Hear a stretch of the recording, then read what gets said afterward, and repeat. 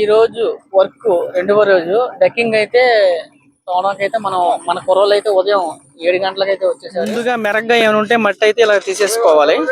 సున్నం అలుక్కొని ఇదైతే మొత్తం 9 అంగుళాల భీము వెడల్పు, ఎత్తు అయితే 1 అడుగు అయితే వస్తుంది. ఇప్పుడు టైం అయితే 9 గంటలు అయితే అయింది ఉదయం. ఇంతవరకు అయితే అయింది ఒక బిల్డింగ్. ఈ మొత్తం మీకు రూమ్ సైజ్ అయితే చెప్తాను. సెంటర్ కి ఇది వచ్చేసరికి ఇక్కడ నుంచి తూర్పు నుంచి పడమరకి ఇది మాస్టర్ బెడ్రూమ్. సెంటర్ కి 18.5. ఇది వచ్చేసరికి మనకి డైనింగ్ హాల్ అన్నమాట.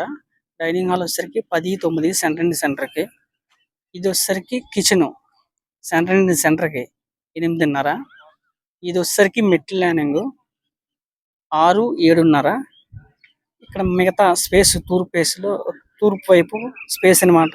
సెంటర్ కి మనకి 5-3.5 అయితే మిగిలింది. తర్వాత వెడల్పు ఉత్తర దక్షిణ వచ్చేసరికి మాస్టర్ బెడ్రూమ్ సెంటర్ కి 13.3.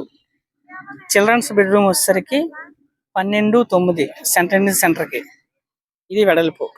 తర్వాత కాలమ్స్ వచ్చేసరికి మాస్టర్ బెడ్రూమ్ కి పడమర వైపు 3 9-15 అయితే ఇచ్చాం.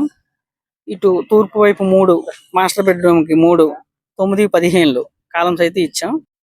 ఇది వచ్చేసరికి కాలం అనమాట. పడమర నుంచి తూర్పుకి వెడల్పు 9, లోతు 15 అంగుళాల కాలము. అలాంటి 6 వచ్చినాయి మొత్తం. ఈ లైన్ లో 3, ఈ లైన్ లో 3. తర్వాత ఇది వచ్చేసరికి పైలి గ్యాప్ చుట్టూరు ఎటు చూసినా సెంటర్ నుంచి 2.5 డకింగ్ మార్కింగ్ అయితే పూర్తి అయిపోయింది.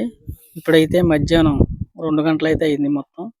ఈ 3 బిల్డింగ్లు కూడా లాగేసరికి మొత్తం ఈ 3 బిల్డింగ్లకి గాను సిమెంట్ బ్యాగ్స్ వచ్చేసరికి మొత్తం 9 అయితే పడ్డాయి. ఇదైతే మొత్తం డకింగ్ అయితే పూర్తి అయిపోయింది. నెక్స్ట్ రాడ్ బిల్డింగ్ వరకు అయితే స్టార్ట్ చేస్తారు రేపు.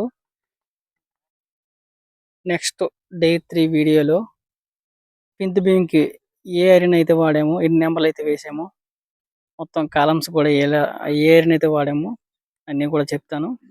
ఈ వీడియో నచ్చితే లైక్ చేయండి, షేర్ చేయండి. అలాగే మన ఛానల్ని సబ్స్క్రైబ్ అయితే చేసుకోండి. Thank you for watching.